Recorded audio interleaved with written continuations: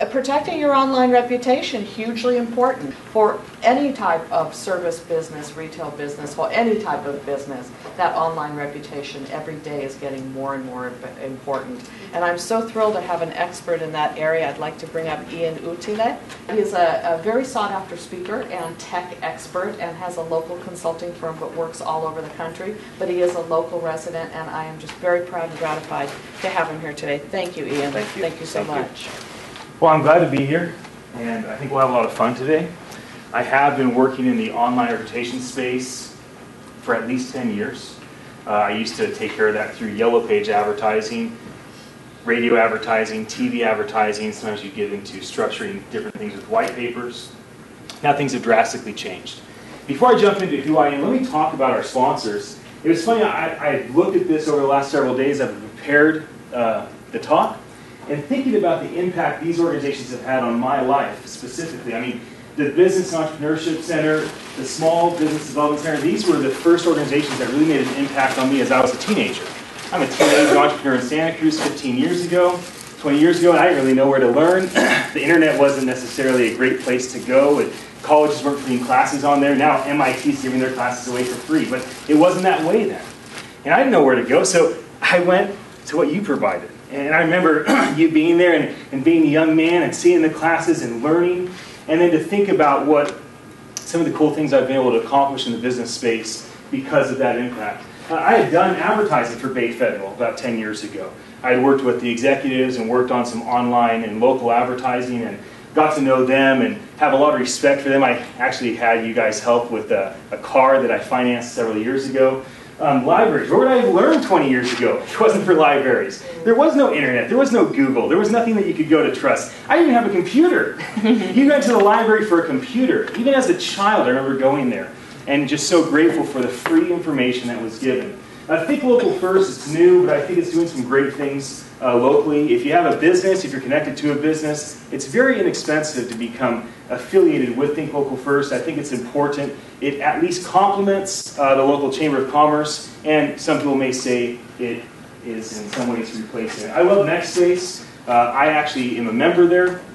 I have different organizations that I'm involved with.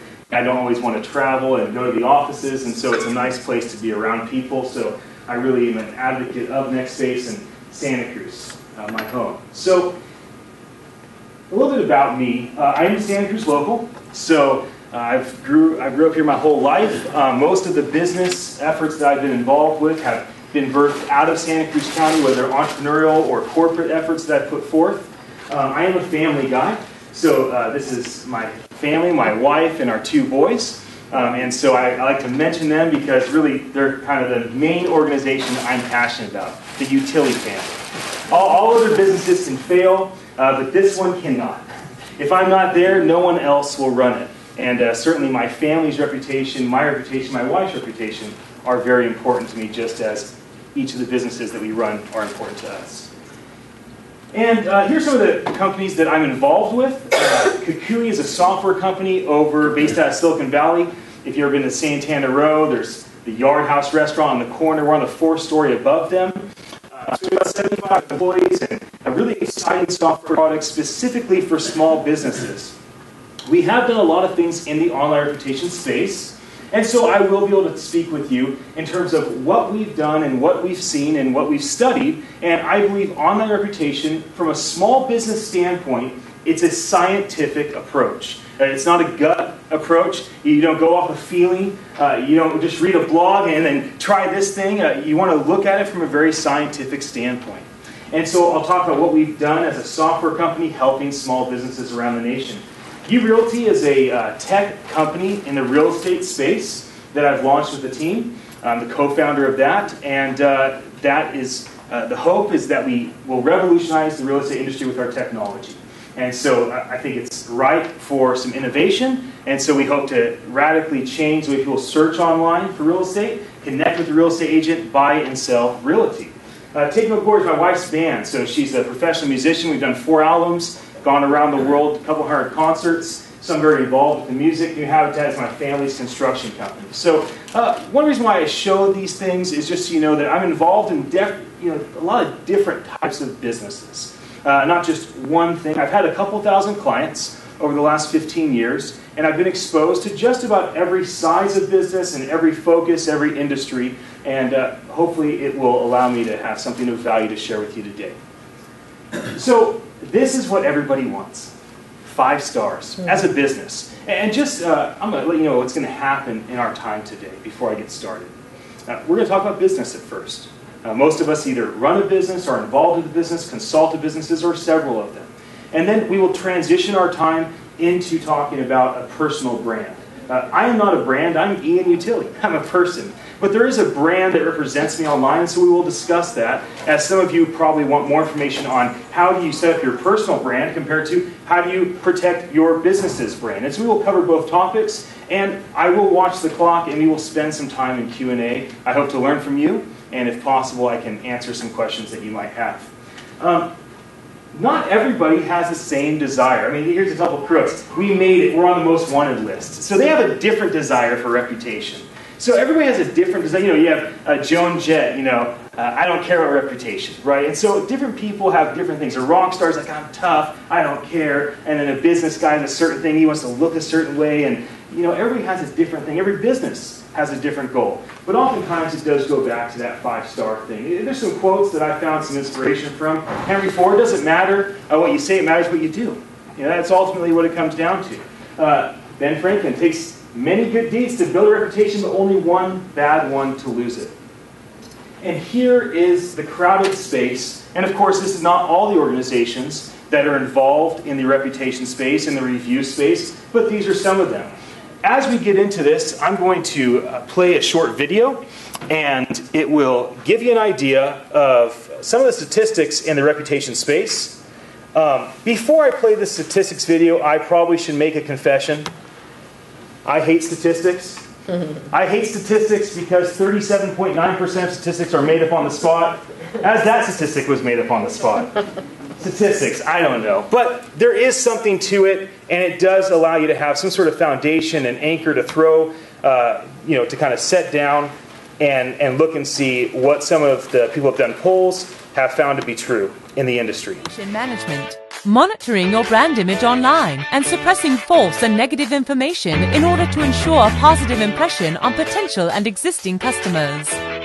4 out of 5 consumers change their minds about a recommended purchase based solely on negative information they found online. 89% of consumers go online to do additional research about products and services that have a moderate or high cost. 80% of adults are very or somewhat more likely to consider buying products recommended by real-world friends and family.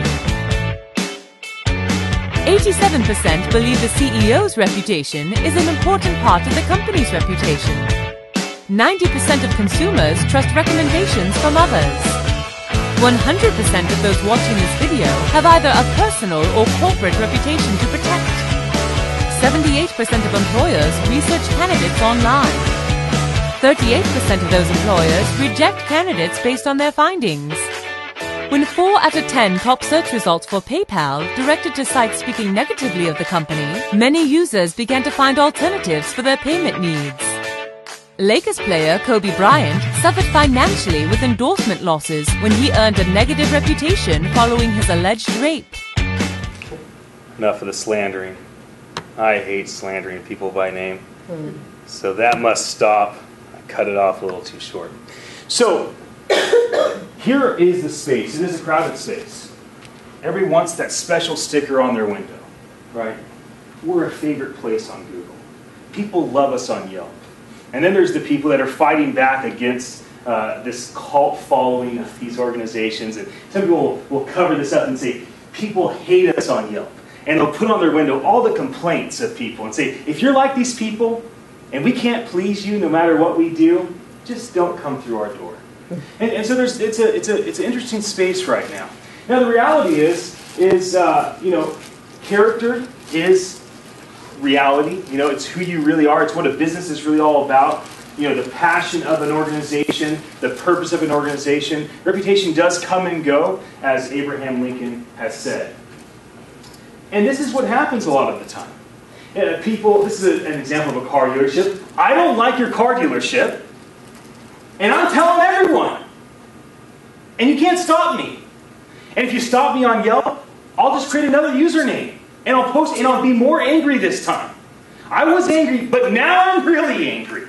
Exclamation marks are coming out, and I'm going to find where you're at on Google. I'm going to find where you're at on Twitter. I'm going to use everything I can to harm you for the experience I had. Because of that intern and what that intern did. Or because of that one low-level employee and how they treated me. Or because, someone died in your family and it just wasn't a good day for you. And I can't even be sensitive to the fact that some people don't always treat me perfectly. And so I'm going to go complain. It's gotten so crazy in today's world that this last week, a guy was upset that an airline lost his luggage. Not only did he post something on Twitter saying, "Don't use this airline. They'll never be able to find your luggage." He actually spent $1,000 and bought advertising on Twitter. Every single time a person typed in that airline's name, his tweet went up on top of everything. It was extremely damaging to the organization. All of the news outlets picked it up. And so from a business perspective, what a scary time. But we're all people. And from a consumer's perspective, what an exciting time. Wow. We have a voice. We can be heard like never before. I look at these young people in elementary school, these young people in junior high, and I think about the impact they can make on the world today. I think about the impact of grabbing an iPad and looking in the videotape and saying whatever they want to say and posting a YouTube video and actually having a voice. And I think that's an exciting thing for young people today. And I think as an older generation, we should be mindful of the power of our nephews, our nieces, our granddaughters, and our grandsons. And our children, of course. And we should be thinking about how do we set them up to not just have a voice about anything, but how do we mentor them? How do we help them to have a voice that matters? Because these young people are going to find ways of absolutely impacting businesses in ways that we've never even imagined. We've never even fathomed the impact one individual can have on an organization. Now, because people are so upset with the way that the review system goes today, businesses like Business Radar have cropped up. I know Dan that started Business Radar. We've had some conversations. Great guy and a great idea that he has. We almost structured a significant partnership with Business Radar, and we decided not to for several reasons. Instead, we structured a partnership with Yelp. We thought it'd be better to be partnered with Yelp, the main guy out there. Now, Business Radar increased positive reviews 500%. How do they do it? Any business can sign up for Business Radar. How do they do it? The way that they do it is they let you send out emails to your customer base, and they let you set up a computer at your store, and then you can bring your customer over and say, "You just had a good experience, right? Why don't you fill something out for me?" And we'll enter you into a $50,000 raffle. Send an email. Please review us. If you do, if you don't, you're still entered to the $50,000 drawing because you can't combine reviews with a reward. That's illegal. It's fraud. It's a very serious offense. So don't do that. But they've set it up in a legal way so that way they could say, "Hey, we're going to enter you into a $50,000 drawing if you want, no matter what you do. But we'd love a review." Of course, you want a 5-star review. And people oblige. They do it. And so this is a way that they've collected lots of reviews, and then they put this review page on Google trying to compete with the other sites. But here is the reality check. Yelp. Real people, real reviews. Is Yelp a perfect system? Not by any means. Not only is Yelp not perfect, and in many ways so very, very frustrating, but the employees at Yelp are certainly not perfect. And now, the CEO, Jeremy, great guy, great passion. He saw a real issue in the market. He was from PayPal. Most of the executives from Yelp came from PayPal. And basically a bunch of guys got together and said, "We're so frustrated. We don't know if the business is good or not. We go to London, we go to Los Angeles, we go to San Francisco. Who do we trust? Where do we eat? What hotel do we stay at? Where do we rent a car at? Where do we go shopping for clothes? We don't know. Because people are writing fake reviews. Worse than that, one business is writing a bad review about another business. And then all this stuff is going on that just makes it unreliable. And so he thought, well, let's start this system. Now, this is not the exact story, but this is pretty close to what had happened. So let's launch Yelp. Let's leverage Google. We'll get reviews, and then Google started posting these reviews. Now, what happened from there is it became just explosive. It became a movement. And people started volunteering with Yelp. Oh, I'll volunteer 5 hours a week. I'll volunteer 20 hours a week. Man, I'll volunteer full time. Let's gather people up. Let's teach them how to use Yelp. Let's get people to really start posting real reviews. And as that starts, they created a filter system. Now, supposedly 3 people on staff at Yelp understand the filter system. The CEO says, I do not understand our filter system. There are some protective elements why they do that. Number 1, to protect from being sued. Because if they know how it works, and there's a kink in the system, and it can be proven, then they can be sued for damages to businesses. The system is not perfect. The reality is, every business is pretty much a 4-star business. There are the rare 4.5-star businesses that are outstanding, that I want to learn from. There are the rare 3.5-star businesses that keep staying in business, but it's rare. And if you're a 3-star business or below, you're not going to make it. The doors will close if they haven't already. There's not a reality to these 1.5-star and 2-star and 2.5-star businesses. What happens is, it's the tribe mentality. So, a business is online. Let's say it's a couple auto repair shops in one town. One auto repair shop starts off, gets a couple 5-star reviews. Another auto repair shop, something happened, somebody was upset, they got a 1-star review. What happens is, everybody else goes to the site. And they go there thinking, I had an okay experience. It was an average experience. They land on Yelp, and there's 5-star reviews. Well, they don't want to be the jerk. They don't want to be the guy that puts a 3-star review. You know, it was good enough. Yeah, no, actually, that guy, he was pretty... And they had a lollipop for my kid. Ah, shoot, man, I'd give a 5-star review. And the tribe follows the tribe. And you land on the site, it's a 1-star review. You read the scathing review, and your blood starts boiling. You know what? I didn't like the way that guy looked at me.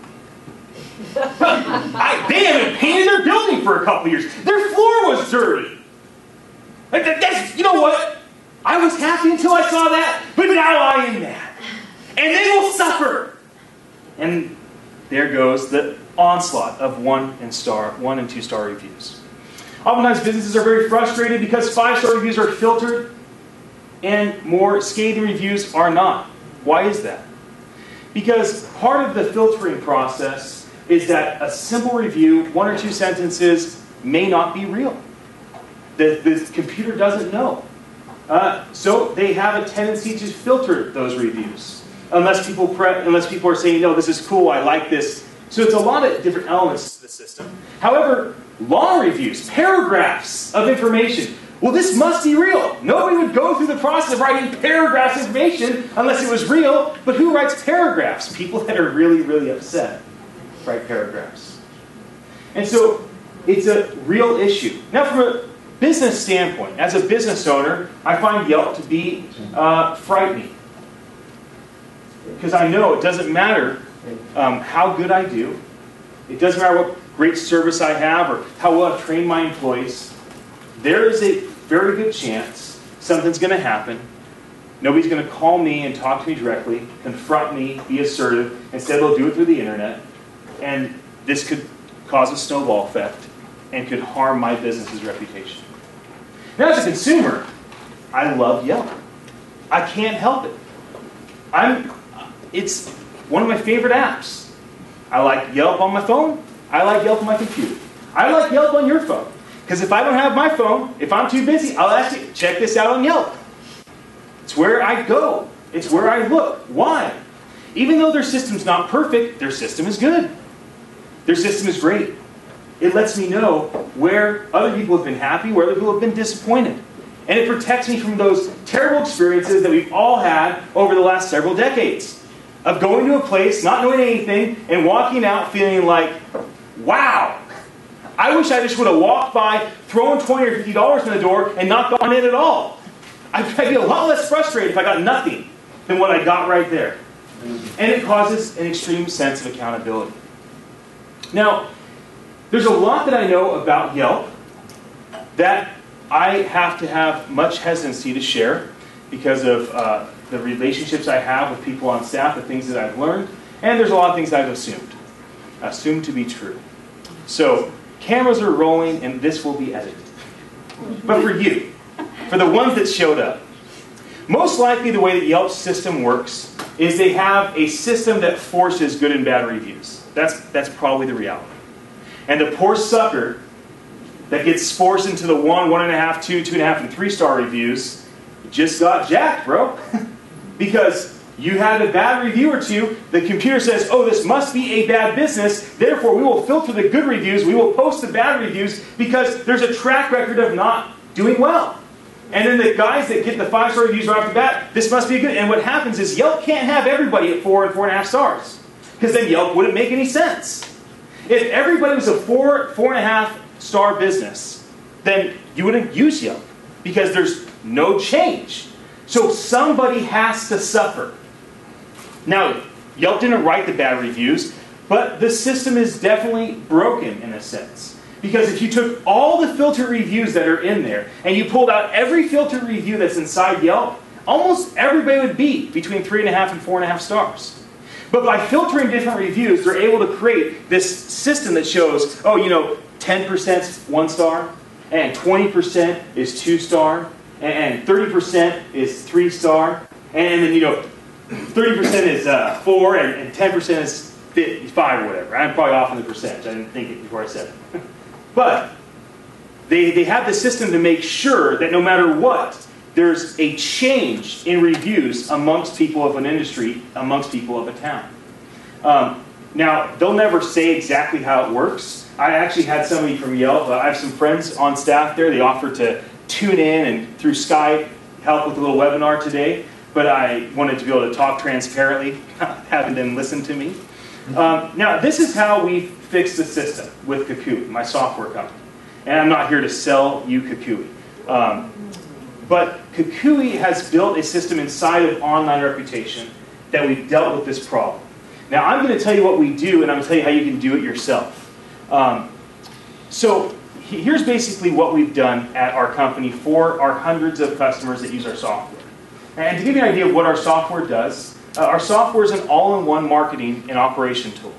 So our software handles a company's website, the search engine optimization, the AdWords, postcard marketing, text message marketing, email marketing, all the graphic design, customer service person to manage everything, and it ties all of this into a dashboard that you can control from your iPhone or control from your tablet or your desktop computer, and it ties into the point of sale system. So what's so exciting about our software is not only can you find out what did somebody type in Google, and then what page did they land on the website, and then did they come through, but how much did they spend? And did they come back again? And what did they type on Yelp? And when they landed, why didn't they actually follow through with the purchase? It's a very exciting software. I'm very humbled to be a part of the organization. My standing at the company is I used to be the president.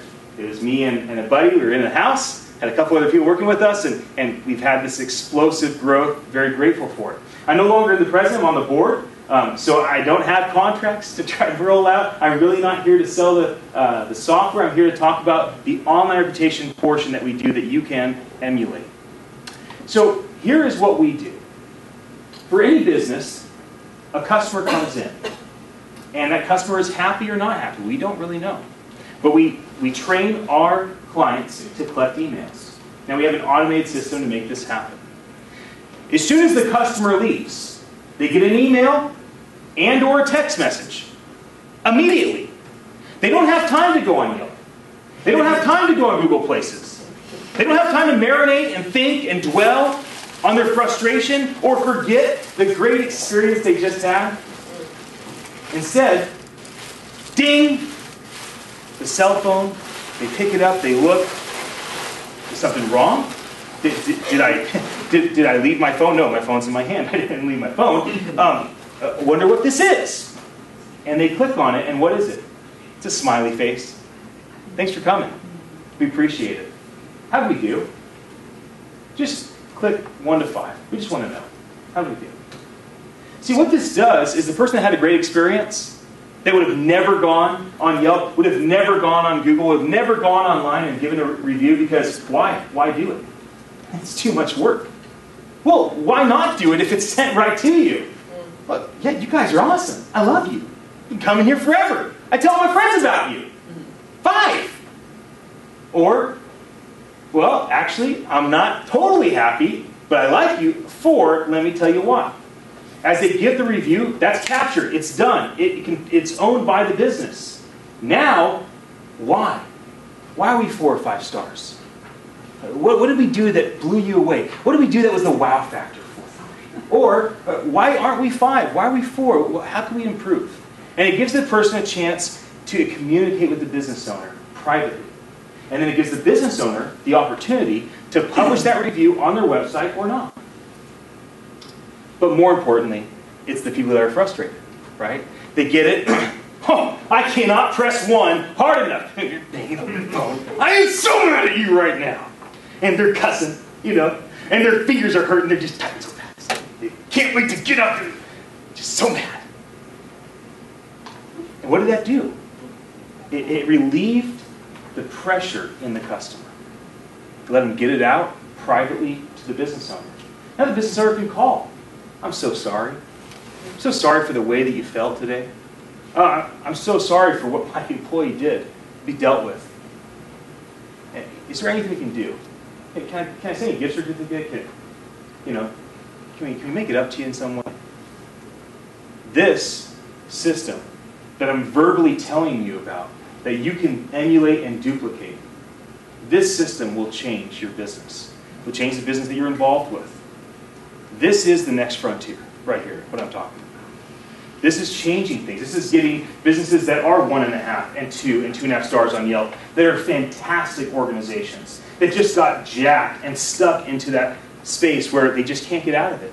No matter how hard they try, unless they want to do something illegal and tell their friends and family to leave reviews and pay people to leave reviews and do things that are very, very, very shady in terms of the law and in terms of what Yelp allows, then they have to find other ways of fighting back and of declaring who they are and what they're about. Before I go on, do you guys have any questions on this? And of course, we will do more question and answer towards the end, but I do want to get into personal branding. Somebody say, I'm happy to answer burning questions. Go ahead. So I'm not sure if it's true, but I have a client that said the more advertising you buy on Yelp, the better your rating. They will actually get rid of the bad. Yeah, no. So again, that's like saying, I talked to a Christian, and he said that if I drink alcohol and if I don't dress in Amish clothes, I can't go to heaven. Well, that's not what Jesus said, right? And that's not what the faith is about. Well, in the same way, it's like somebody saying, well, I talked to a Yelp employee, and the Yelp employee said if I buy advertising, they'll hook me up. And if I don't, they'll jack me. Well, of course the guy's going to say that. Not letting anybody know he said it. Because he wants to make a sale. Absolutely not. There is no way to trump the system. There is no way to buy good reviews. There is no way to piss Yelp off and have them change the whole algorithm just for you because you didn't buy advertising. It's unfortunately a false belief that has gone about businesses. One business will say, and say, yeah, I think that's what happened to me too. I'm pretty sure that I'm perfect and my employees are perfect and we've never messed up and there's no way we'd have a bad review. It must be Yelp. It must be Yelp. Unfortunately, it just comes down to an algorithm and a system. The reps have nothing that they can do to control it, but the reps will pretty much say anything they can to convince you to buy advertising because they want to make a living, they want to keep their job. I hope that answers your question. I'm absolutely sure that that is not part of their organization's system, even though it is widespread as a rumor. Yes? Can you speak a little bit about the Yelp Elite? Yeah. And just kind of how that affects things. I have a winery, and there's, sometimes they ask to send Yelp Elite groups through. And wow. Say yes. Say yes, and then shower them with love and free wine. Just have a wine sprayer and just get them red. Yes, that's awesome. Yelp Elite, obviously, their reviews are taken very seriously, whether it's a sentence or several paragraphs. I mean, they're the people that have proven that they are the main contributors to Yelp. How do you become part of the Yelp Elite? Just be on Yelp a lot, check in a lot, post lots of reviews. I do a lot more than most. I'm still not elite. So it just takes time to kind of build up that reputation. So yeah, I'd say if you ever get contacted as a business, we'd love to have we'll give free wine away. We will do anything to get them in here. Because that is the coolest thing ever. You can get all these people that actually can speak for Yelp to the people of Yelp. Yelp is so powerful. So powerful. Anybody else? Yeah. Does your email, when you send the email out instantaneously and get that feedback, I can see that as being really valuable for the business owner, but is there a way that you capture that and share it online so that others can see it, or is it simply for the business absolutely. owner? So obviously we have a proprietary system that we've built that's all automated so the business owner doesn't have to think about it at all. But let me tell you how you would do it. The way that you would do it is you send an email out. It could be very simple. It could be just a text email from your Gmail account. Thanks for coming. Or it could be a text from your personal cell phone to their personal cell phone. Thanks for coming. Would you mind just telling me how we did? 1 star being the worst, 5 star being the best. I just want to know how we did today. They could send back 1 through 5 to your cell phone, to your email. Then, if it's not automated, you may say, could you explain further? Or call them, man, I love what you had to say. Can I quote you on that? Then you just go ahead and get your webmaster, or if you build your own website, just start a thing. Reviews, testimonials. Take control of your brand. Don't let Yelp run everything for your business. Don't let Google or the next guy do it. You take control. You build a testimonial page. You build a review page. Whoever's helping your website should be able to do this. And then you just start putting these reviews right in there. You can actually even put a leave a review tab on your page. Let people leave reviews right on your website. So hopefully that answers your question. Anything else before I jump into the next phase of our workshop? Personal branding. Personal branding. So this is an ad by Reputation.com, basically trying to emotionally scare people into using their service, Reputation.com. And what you see here is you see a young man, and you see tattoos all over him that represent the things he's posted on Facebook, the things he's posted on Google, the things he's posted on YouTube or on Twitter. And the internet never forgets. That's what it says there. The internet never forgets. I have a lot of respect for a man named Seth Godin, and this is a short excerpt of a video that he did talking about personal branding. And I like him because he's not so animated and loud. He just has wisdom. Mellow wisdom. So here comes the mellow moment of our talk today. Everyone in the room sits there quietly because you're now the expert. Right. Why are you the expert? Because you figured out what to say when you answered the phone, and you're the only person in the room at your level who's ever talked to a customer, and you've talked to 200 of them. What does that cost? Yeah. Right? And so the point is that we all have so many more degrees of freedom than we give ourselves credit for. Even if you're a waitress at Denny's, you can figure out how to be the waitress they will miss if you're gone. Yeah. And if, the napkins are out of place, or, you think we should have shinier spoons, you could take care of that. Yeah. It is about picking yourself. Right. And, every once in a while you hear the case of, some waitress who got a $10,000 tip because some guy had come in so often. Yeah. And, finally he said, thank you, right? Now, she's not doing it for the $10,000 tip. She's doing it because discovering how to smile differently or talk differently to make the patron have an engagement with you, that's your real job. Your job is not to bring the eggs from one place in the restaurant to the other. They can do that themselves at a buffet. They're coming because you are a human being. And what human beings do is art, is new stuff, is connection. And this humanity is what has been boiled out of us. And what we're seeing is it's coming back in. Right? There's this phrase that's been ringing around my head all day today, which is, Tom Peters wrote a magazine story years ago called The Brand Called You. That was brilliant. And it totally changed the way people thought of branding. Mm-hmm. But my new thing is, I'm not a brand. You are not a brand. You're a person. And there's a big difference between being, Dell and being Michael Dell. Right. And I think that we're now entering this world where it's okay to be a person again. Excellent. Seth, as always, thank you so much for being here with us. Appreciate you coming here. And I think it's important to hear what a guy like Seth has to say when he's talking about personal branding. There's a lot of confusion around personal branding. And to be honest, I find personal branding to be quite embarrassing. Kind of like smoking. Kind of enjoy it. Kind of hang out in the backyard. Maybe you don't do it. And not many people smoke in the car anymore. Not many people smoke walking down the street anymore, even though they find smoking to be very enjoyable. And some people find it to be an absolute necessity. And so it's become kind of a backyard experience. Something that people may enjoy, but they're a little bit embarrassed by. I think personal branding is very similar to that. And for the smokers, no offense. I love my smoking, my cigars, I enjoy. And so, but again, I find that my habit of smoking has changed over the years. And even though I enjoy it as I always have, maybe I'm not quite out in the open. Well, I find social media and specifically personal branding to be the same way. And I'm going to expose myself to you today in a very uncomfortable way as I talk about how I've done personal branding. The reason why I find it to be so embarrassing is because what am I doing wasting time building my personal brand? What a narcissistic, strange, wacky thing. There's never been a generation that's done what my generation does.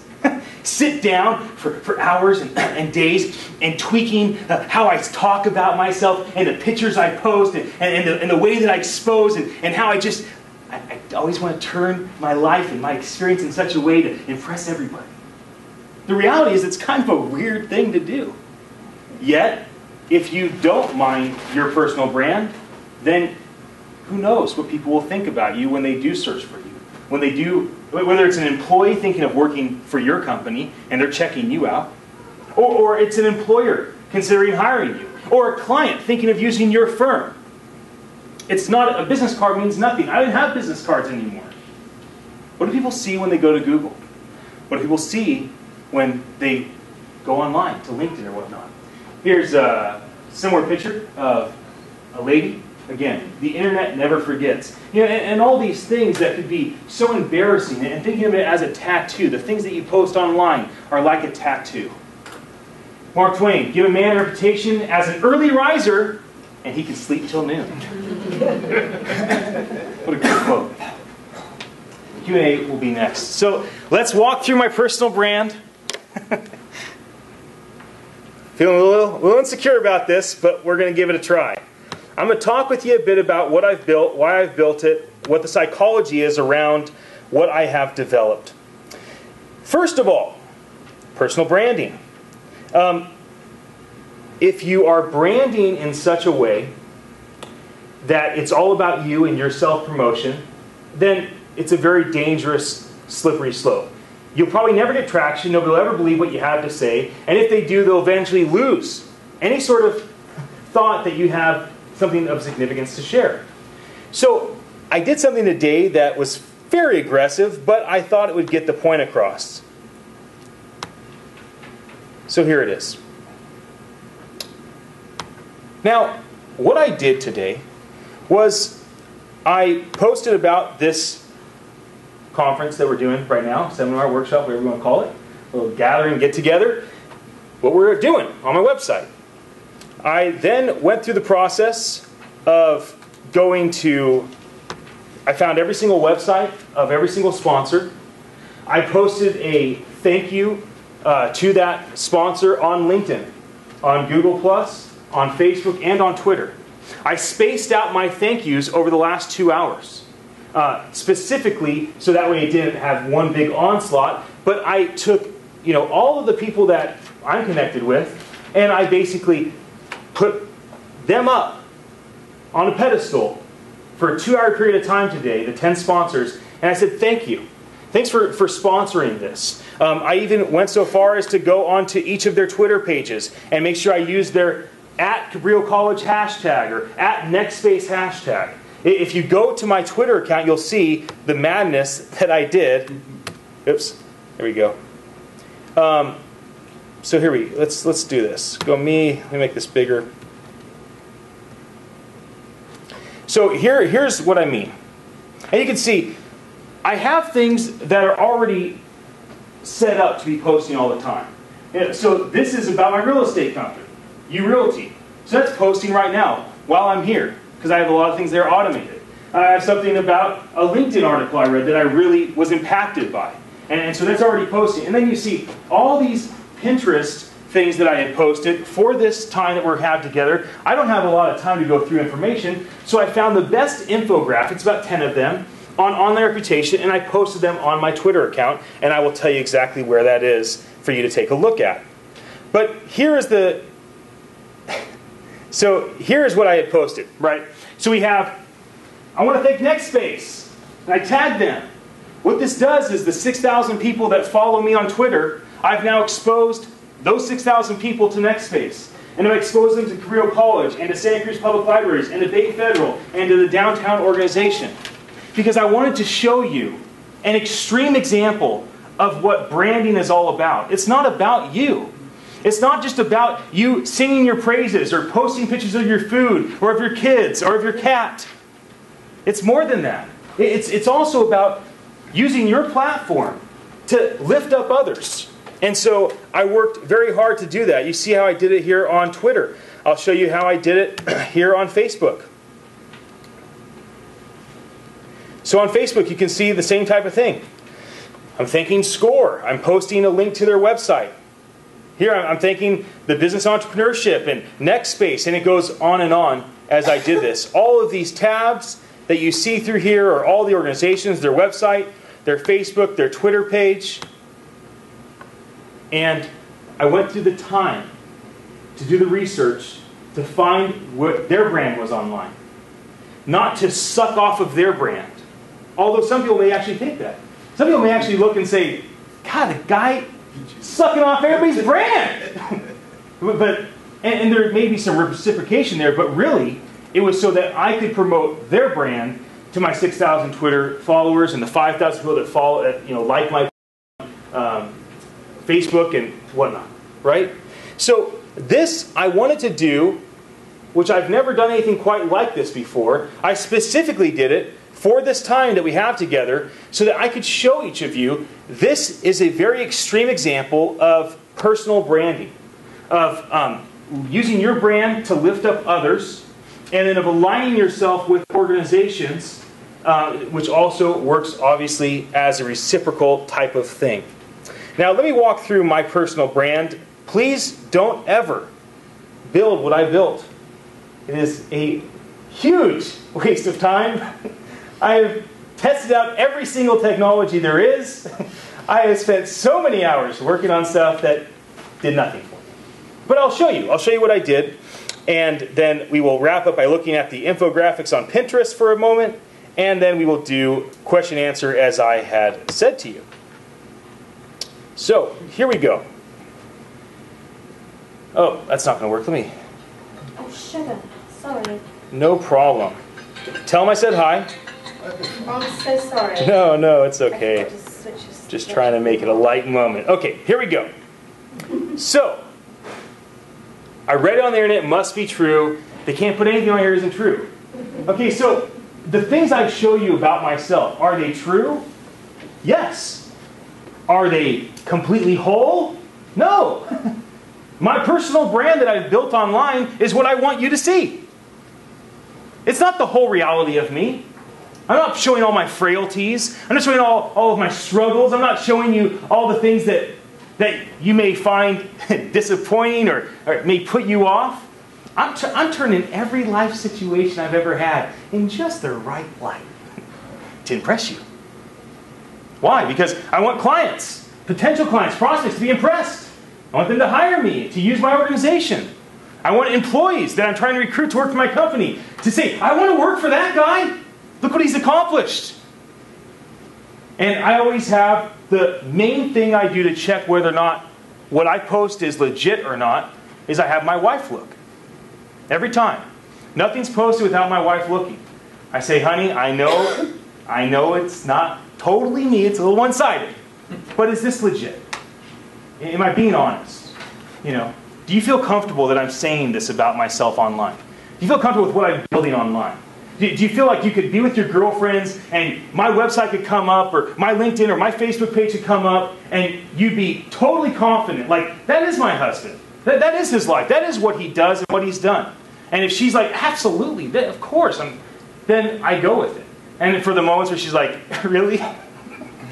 Really? Oh man, what did you eat this morning? Have you been drinking? No, don't put that online. That is way too one-sided. So, not everything people put is true.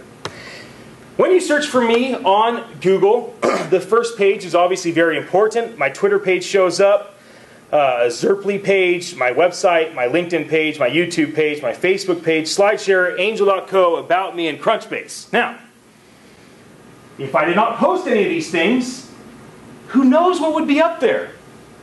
Who knows what archaic things would be there from high school, or from college, or from, when I got arrested. I don't know.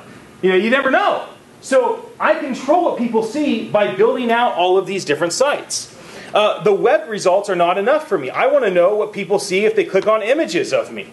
And so I feel good about the images that are posted. Me, my family, things that I'm doing for work, my organizations, and even my videos. I post videos online to make sure that videos that are posted are things that I want representing me.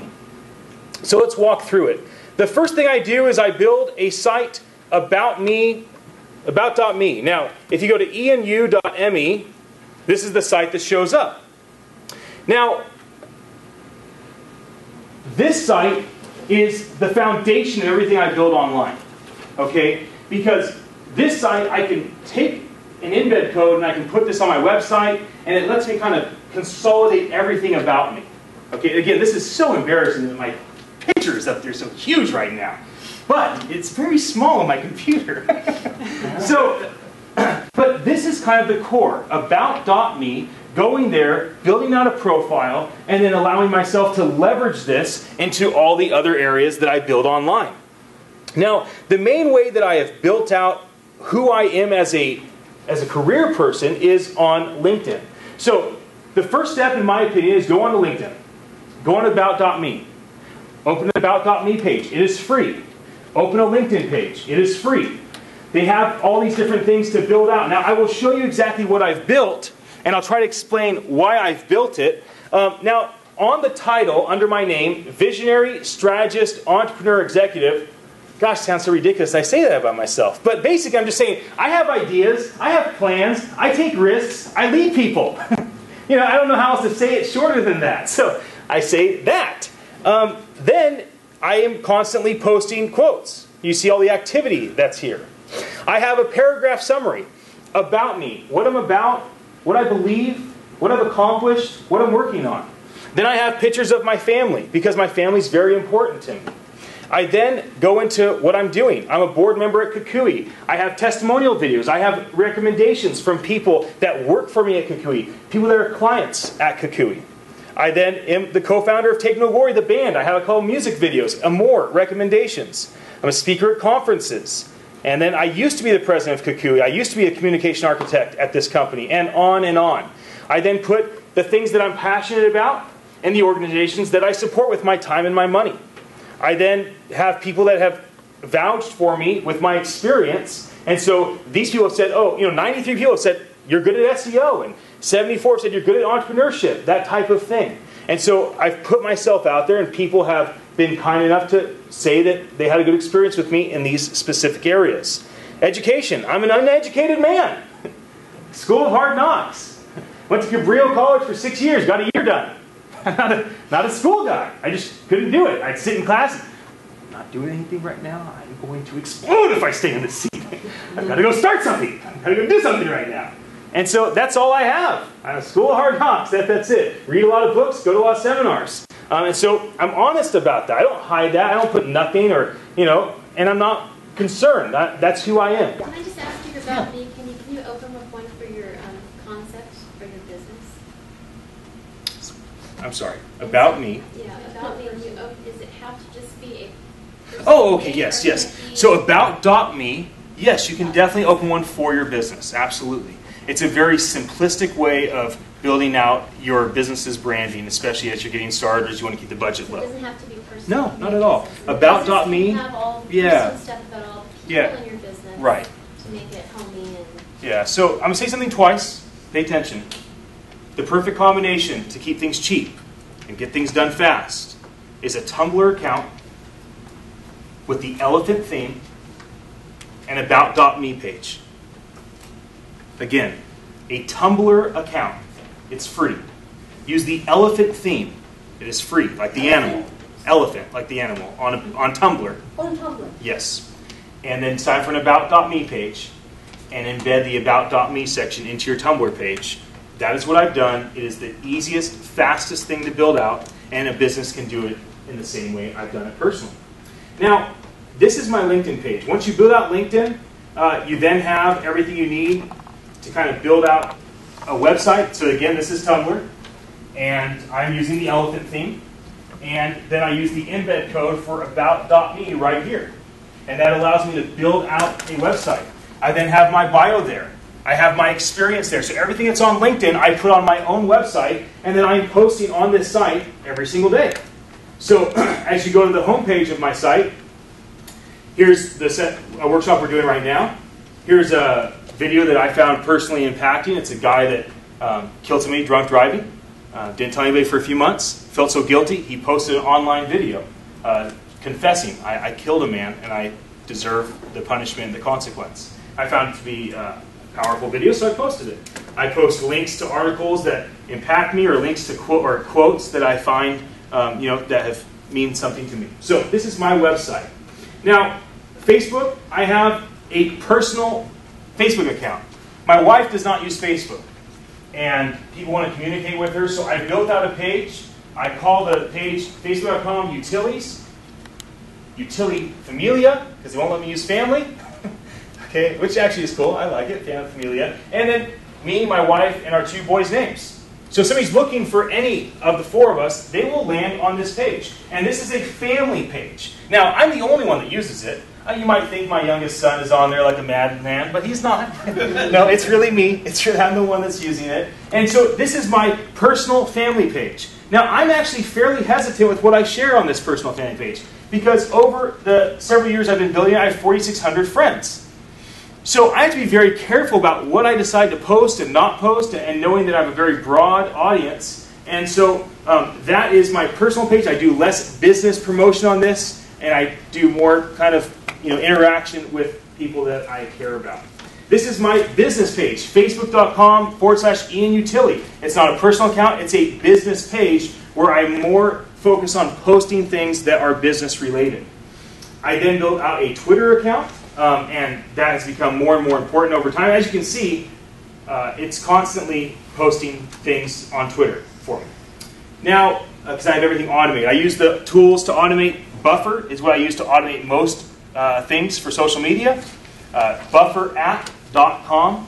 And Hootsuite is what I use most of the time to monitor and to look at what I'm doing on my brand. There's other tools like Sprout Social, which costs quite a bit of money compared to the free tools. So there are things out there that can help you through the process. Google Plus has become more and more important. I don't find it to be that important now. I wouldn't even suggest building a page, to be honest with you, unless you were already dialed in your LinkedIn page and you have, all you really need, in my opinion, is a website, an About Me page, a LinkedIn page, period. If you have to, let people know what you're watching on TV, do a Twitter page. Right? And Facebook, maybe keep private. And just keep, I think I've gone the wrong direction. I can't really go back unless I want to delete 4,000 friends, then I'm the bad guy, so I'm not going to do that. And this page I built in case it means something in the future. YouTube, I plan on starting to post videos, so I did build out a YouTube page as well. Pinterest has been fairly effective for me. And that's the final thing that we actually land on. Instagram, so I have a way of posting videos and pictures through Instagram. Now, let me tell you why I like Instagram so much. I like Instagram because if you have a phone app, Instagram, you can connect your Tumblr page to it, which could be your website. Connect your Facebook page, your Flickr page, your Foursquare page if you check into places, your Twitter page, And from the Instagram app, you can send it to all those places with one click. I find it to be the most, the least resistance to kind of post pictures at one time to all these different spaces.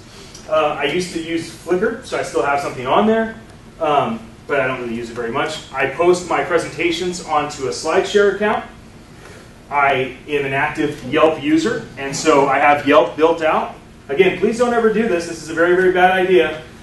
This is way too much to handle. I do check in to Foursquare when I feel like it, so I go on binges where I'll check into like 20 places in a day and I won't use it for a while. And then I also, because of the startup thing and the fact I'm involved with technology, I have a Crunchbase and a Angel.co profile, so I can connect with other entrepreneurs and investors and whatnot. And then this is the Crunchbase and Zerply, which doesn't really do anything except for it shows up on Google for some reason, so I still have that. And Flavors was in a battle with About.me. Okay, About.me, Flavors.me started around the same time, and they basically kind of had a battle. About.me won. And then Clout, which is the most narcissistic of all things, so lame. I'm a 66, Clout, yay for me. So all this says is basically it kind of looks at everything I'm doing, and it kind of says how much of a platform I've built. And so I kind of keep track of myself and our organizations through here. And finally, don't believe everything you read on the internet just because there's a picture with a quote next to it. Right? Just don't do it. The final thing that you're going to have to look at on your own, because we are running out of time and it's time for question and answer, is this section with all of the online reputation infographics. I'm not a big fan of statistics, as I said. They're almost all made up anyways. But there's about 10 infographics here. If you go to pinterest.com/IanUtile, you will see I have all these infographics I set up today for you. If you go to my Twitter account, twitter.com/IanUtile, you will see I also linked to all of these. There is one that I specifically linked to that I must point out. Do not ever use this infographic. I post this infographic to warn you. Unless you want to get yourself into a lot of trouble, do not do this. How to spam Yelp. This person walked through exactly how to try and trump the Yelp system. Don't ever do that. It's a serious offense. You can get yourself in a lot of trouble. Yelp is suing one lawyer right now $25,000. They're probably going to win. And if they don't, okay, great. I mean, I hope they don't. I hope businesses don't have to be afraid of that with Yelp. But they're trying to say, don't trump our system. The whole point is real reviews, real people. So I'm done, and I'm happy to take questions until everybody gets up and abandons and leaves. So let's talk for a moment. Let me see what we have here. I'll put the little question and answer thing because it just feels right to have something on the screen. Or wherever it went. So, question. Yes, small. Yes. I haven't set up a Twitter account. And okay. I've looked at it and played with it, but I never went there. And I haven't had a good reason to do it, so I just want to get your feedback on that. On Twitter. The value of it. Yeah, Twitter, right? Yeah, Twitter. Yeah. Honestly, until you feel like you really have a reason to do it, I mean, people have different views. For me, it was like a fourth or fifth step in my personal communication. And I only really find that it's helping me kind of promote other people and help me kind of give back, like what I did today. Right. It's hard to say, though. It's for things like giving people updates if you have ongoing relationships. It's a tool. Yeah, as a business, if you have people that are really actually passionate about your company, then it could be a great tool. It could be a tool. Yeah. And then I noticed that there were a number of people who were getting in touch with me saying, "Hey, come on Twitter." Sure. And well, a lot of that's automated, meaning that Twitter basically has a little tricky tool that says, "Want us to share?" And share that I'm on here, and it blasts every single person in their email database. So let me say this: there's a guy named Michael Hyatt. Michael Hyatt, last name Hyatt, I think. .com. So Michael Hyatt wrote a book called Platform. He has Platform University, which is a kind of a network for people that want to build their brand. And he has some of the greatest content ever about the stuff I'm talking about. Yes, ma'am. Let's see, I didn't address this, but I wanted to kind of get your take on it specifically. So suppose your business is in a very specific field, and two are going to be my examples: education on the one hand, and higher education, and law. Would it be better from an SEO perspective or from your branding sense to do more like you're talking about this scatter shot, you get on every single social site on the planet and promote yourself, or do you get on those that are very specific to your industry? Yeah, so and that helps your SEO. That was my question. So only I would be a crazy person in Santa Cruz to do what I've done because of what I do in the Silicon Valley, and I'm in the startup environment. I have to know how these things work. As far as individuals, I say LinkedIn, a website, maybe Facebook, maybe Twitter, but don't get too crazy. Now, as far as a business, a local business, you don't really need to focus on social media as much, but a national business you kind of do because it'll allow you to be more competitive. One last question, we're going to wrap it up. What do you think about responding to negative online? I received negative online reviews from someone who was mad at me. He was not even a client. Yeah. And went on and spread all the stuff. So yeah. What do you think about response? Does it sound like whining? Does it help? Yeah, I mean, I just think the best. Yeah, it does help. I think the best possible thing you can do is say, "Hey, I'd love to have a conversation with you about what's going on. Apologize that you're frustrated. Please give me a call." It's and how post you your number. present yourself in a positive light that you address. Yeah, it really gives you a chance. Yeah. Yeah. If you're not even monitoring your Yelp account, then of course it just shows that you really care about your business. You are monitoring your Yelp account. That's why you responded. So it does have some positive. You just have to be very careful you're not mad back at the person. Yeah. Yeah, you want to lash back out. So we're going to wrap it up. I have recorded what I shared today. I will put something together, and thank you so much for coming to record. We should be clapping for you. No.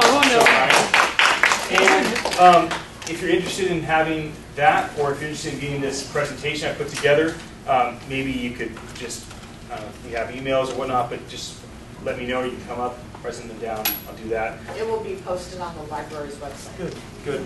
Well, I had fun. Thanks for coming. I enjoyed talking about this. I think it's important, more from a business standpoint, also from a personal standpoint. I hope it was valuable information for you. Thanks for having me. Thank you.